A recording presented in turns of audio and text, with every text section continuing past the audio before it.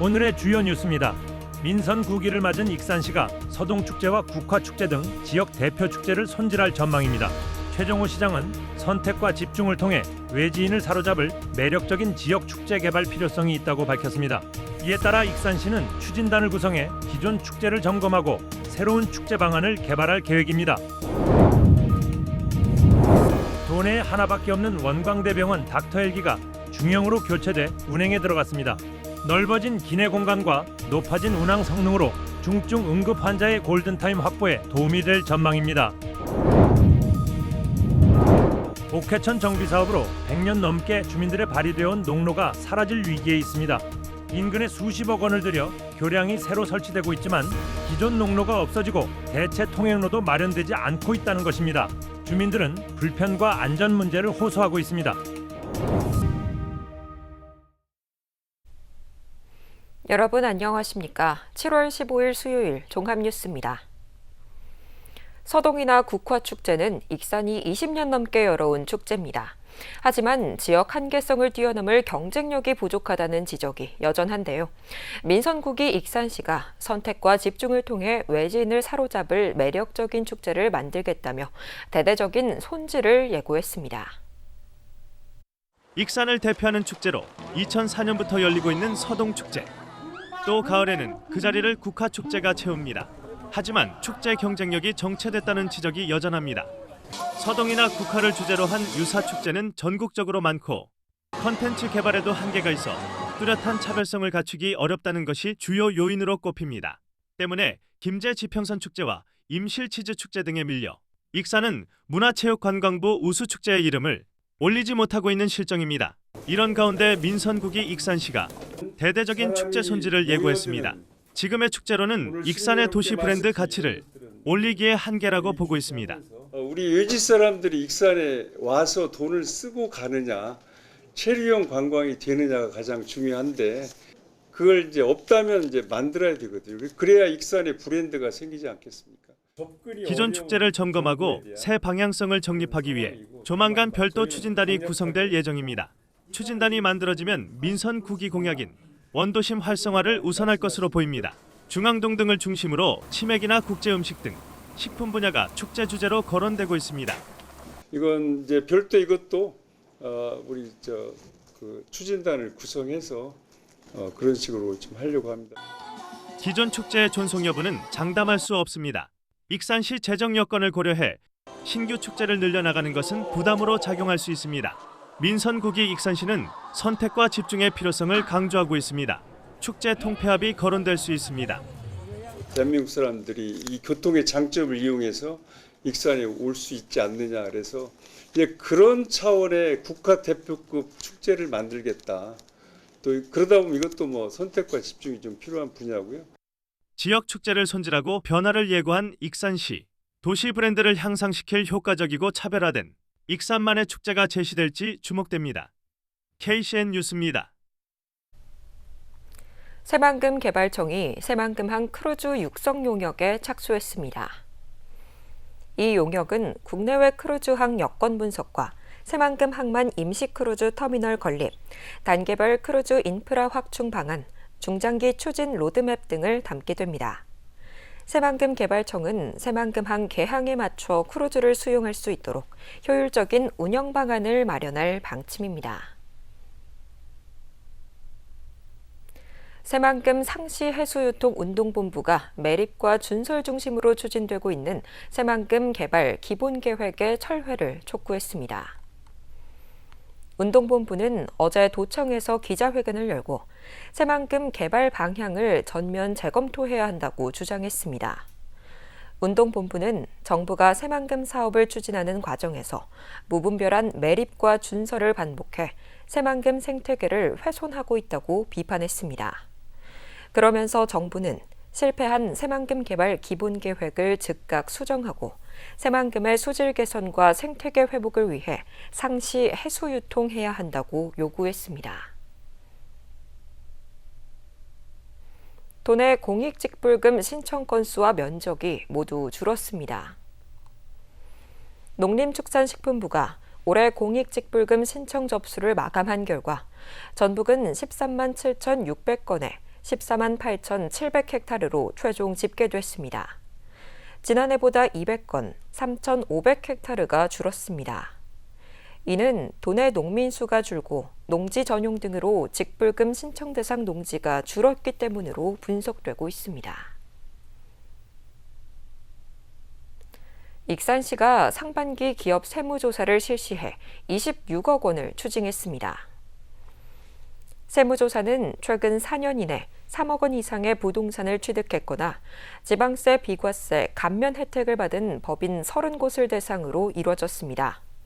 주요 적발 사례는 간주 취득세 미신고와 부동산 취득세 축소 신고 등입니다. 한편 익산시는 최근 5년간 세무조사를 통해 134억 원을 추징했습니다. 군산시가 공공형 동물보호센터 건립 부지를 당초 검토했던 옥서면에서 다른 지역으로 변경해 추진합니다. 군산시는 어제 시의회 각 상임위에 내년 농림축산식품부의 반려동물 인프라 구축 공모사업과 연계해 사업을 추진하겠다고 보고했습니다. 다만 부지는 매입 절차 등을 고려해 구체적인 위치에 대해서는 비공개를 요청했습니다. 시는 오는 10월부터 부지를 매입해 2029년 1월까지 52억 원을 들여 동물보호센터를 건립할 계획입니다.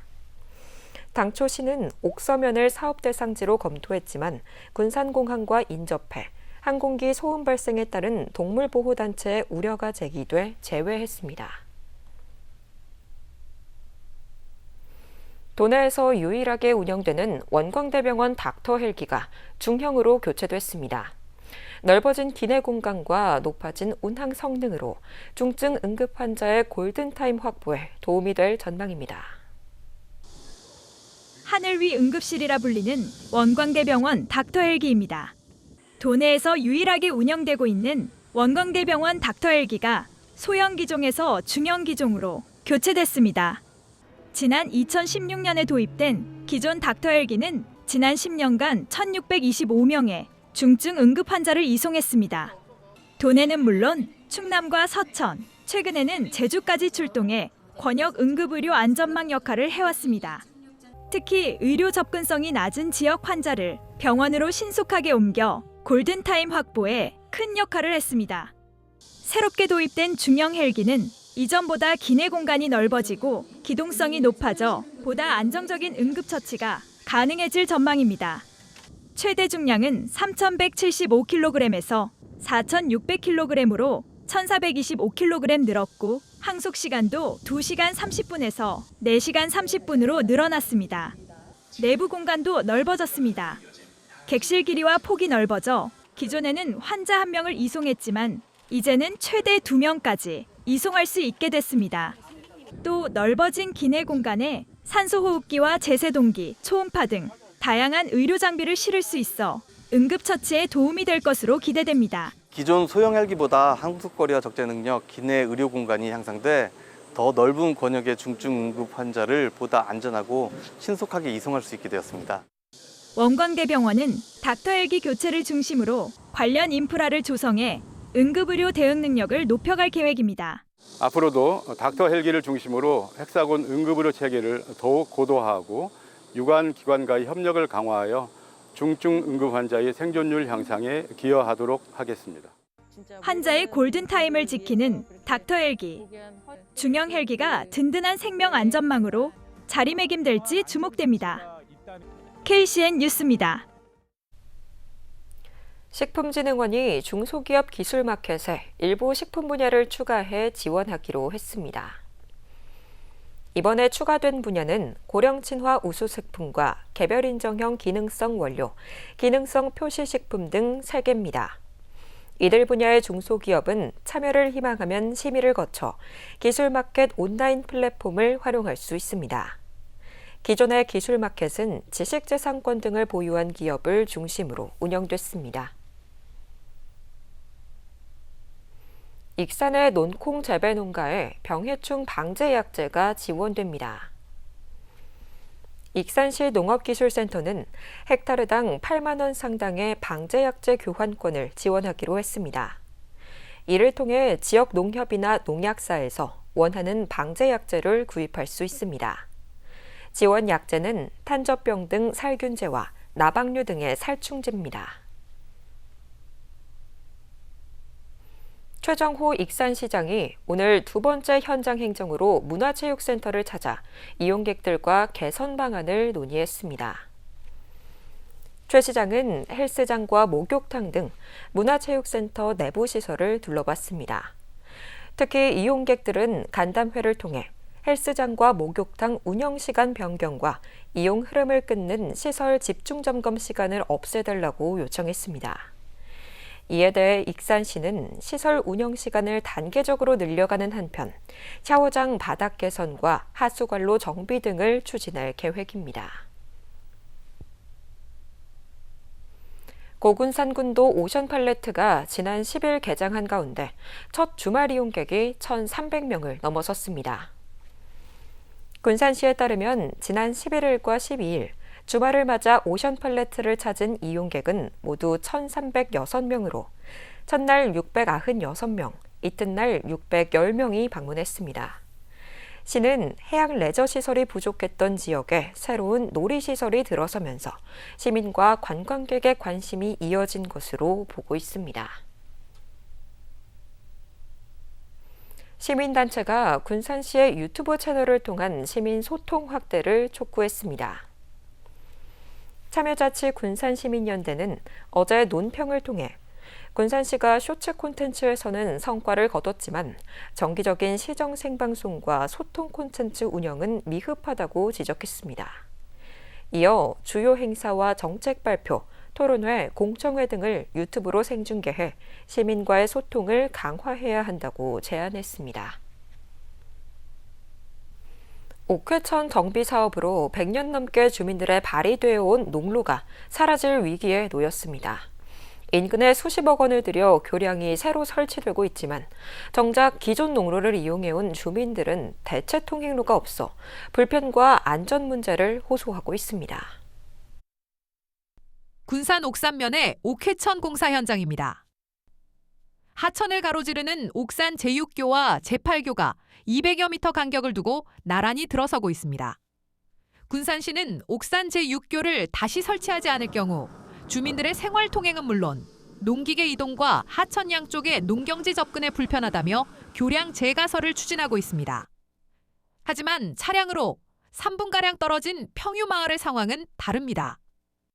이곳은 일제강점기 때 만들어진 농로가 100년 넘게 농기계 통행과 9개 마을을 연결하는 역할을 해왔습니다. 그러나 옥회천 정비 사업으로 이 농로는 조만간 철거될 예정입니다. 군산시는 교통량 등을 분석해 설계했고 추가 교량 건설에 20억 원의 예산이 필요해 평유이교 설치 계획은 없다는 입장입니다. 주민들은 이 때문에 통행 불편은 물론 형평성에도 문제가 있다며 반발하고 있습니다. 농로가 사라질 경우 주민들은 200m가 넘는 거리를 우회해야 하고 일부 구간에서는 하천 제방위를 농기계와 차량이 함께 이용해야 해 안전사고 우려도 제기됩니다. 제방 높이가 상당히 높고 또 그 농사 짓는데 그 제방 밑으로 농수로가 나야 되는데 근데 그 제방 위로 차량이나 농기계 차량이나 모든 일반 차량이나 제방 위로 다니게 해서 뺑뺑 돌아서 다니게끔 돼 있고 특히 주민들은 불과 200여 미터 간격으로 옥산 제6교와 제8교가 신설되는 상황에 평유이교가 제외된 것은 납득하기 어렵다고 주장합니다. 주민들은 780여 명의 서명을 모아 평유이교 설치를 요구하는 건의서를 제출했으며 주민 대표가 참여하는 공개 현장 설명회와 협의 절차를 마련해 줄 것도 촉구했습니다. 지역 주민들은 왜 다리가 없었는지 모르겠다. 과거에 그냥 있는 다리를 놔두면 편하게 다녔는데 편한 다리를 갖다가 없애고 다리를 안 놔준다고 하니까 왜 이 공사를 하는가 그 자체도 의문스러운 상황입니다. 주민들은 단순한 농로 철거가 아니라 오랜 시간 이어온 생활 기반이 사라지는 문제라며 대책 마련을 요구하고 있습니다. KCN 뉴스입니다. 도내 서해안에 고수온 위기경보가 발령됐습니다.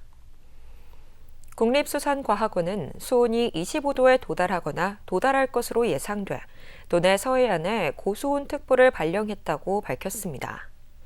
고수온특보가 발령되면 양식장 등의 피해가 우려돼 비상대책이 가동될 예정입니다. 도내에서 일본 내염 매개모기가 발견됐습니다. 전북자치도 보건환경연구원은 지난 14일 채집된 모기에서 일본 내염을 옮기는 작은 빨간집 모기가 확인됐다고 밝혔습니다. 일본 내염에 걸리면 발열과 두통 등의 가벼운 증상과 경련, 의식불명 등 중증 증상을 동반할 수 있어 모기에 물리지 않도록 주의해야 합니다. 익산 등에 내려졌던 폭염특보가 해제됐습니다. 전주기상지청은 오늘 오후 6시를 기해 익산과 부안, 김제, 정읍 등 도내 5개 지역에 내려졌던 폭염주의보가 해제됐다고 밝혔습니다. 또 밤 기온도 떨어질 것이라며 이들 지역에 내렸던 열대야주의보도 같이 해제했습니다.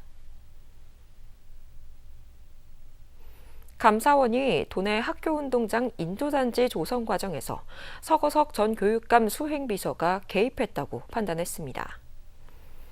감사원에 따르면 공직기강 점검 감사보고서를 통해 전북교육청의 학교운동장 인조단지 제품 선정 업무 처리에 부적성 사례를 적발했습니다. 감사원은 서거석 전 교육감 수행비서가 지난 2023년 관련 부서의 특정 제품을 선정하도록 지시했고 실제 4개 학교에서 모두 28억 원 규모의 인조잔디가 최종 선정됐다고 밝혔습니다. 계속해서 전북권 뉴스입니다. 전북자치도와 방위사업청, 전주시가 15일 방산혁신 클러스터 구축 협약을 체결했습니다. 이번 협약은 지난달 490억 원 규모의 방산혁신 클러스터 공모에 전북이 선정된 데 따른 후속 조치입니다. 참여기관들은 2030년까지 첨단 복합 소재와 부품 산업 전주기 체계 구축에 협력하게 됩니다. 방산혁신 클러스터가 구축되면 탄소 산업이 방위 산업과 결합해 새로운 시장을 창출할 것으로 예상됩니다. 고창 봉덕리 고분군 3호분에 국내 최초로 격자망에 흙을 채운 뒤 성벽처럼 수직으로 쌓아 올리는 마한시대 초대형 고분 축조 기술이 사용된 것으로 확인됐습니다. 국가유산청은 고창 봉덕리 고분군 3호분이 마한 소국 중 고창 일대에 기반을 뒀던 모로비리국의 전통을 이은 고분으로 압도적인 위상과 지배 권력을 상징하는 핵심 유적이라고 밝혔습니다. 또 고분군을 통해 당시의 지배 세력이 대규모 노동력을 조직적으로 동원하고 통제할 수 있는 강력한 기반을 갖추었음을 확인할 수 있었다고 덧붙였습니다.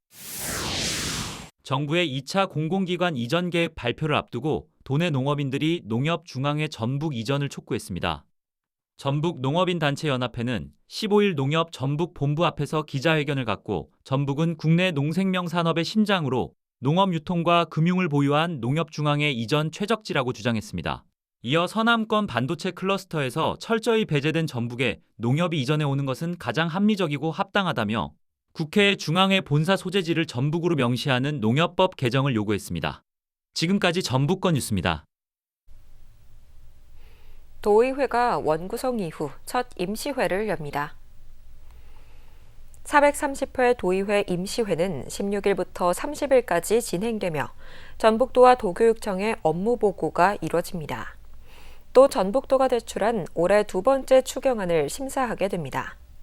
앞서 전북도는 5,761억 원 규모의 추경안을 제출했습니다. 익산 야구장에서 주말부터 사흘간 퓨처스 서머리그가 진행됩니다.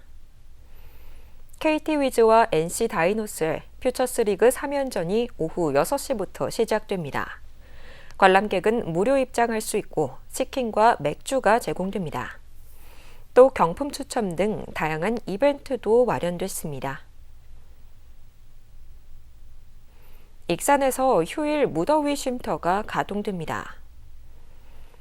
익산시는 시청사와 노인복지관 5곳을 무더위가 해소될 때까지 주말과 공휴일에 상관없이 상시 개방하기로 했습니다. 시청사는 오전 9시부터 밤 9시까지 지하 1층과 1층 로비가 전면 개방되며 노인복지관은 평일에는 밤 9시까지, 휴일에는 오후 6시까지 개방됩니다. 다음은 우리 동네 소식입니다.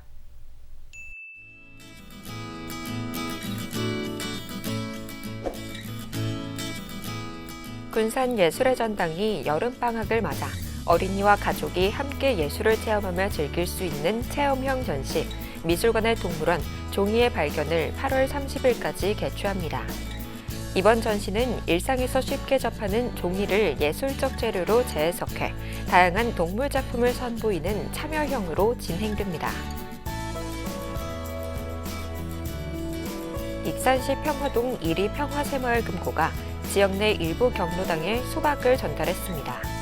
이날 전달된 수박은 경로당 이용자들이 함께 나누며 무더위를 식히고 건강을 챙기는 데 보탬이 될 예정입니다.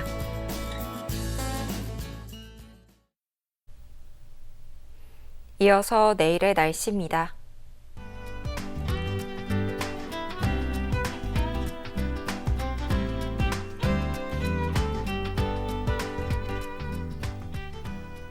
내일은 흐리고 비가 내리겠습니다.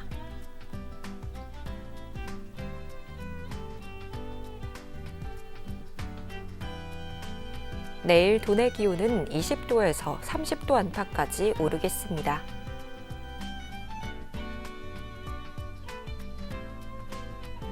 익산은 흐리고 비가 오겠습니다.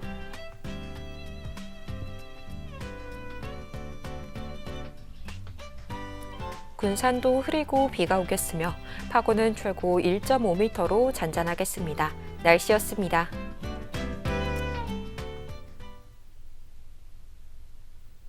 이상으로 KCN 종합뉴스를 마칩니다. 정확한 보도로 늘 함께하겠습니다. 시청해주신 여러분 고맙습니다.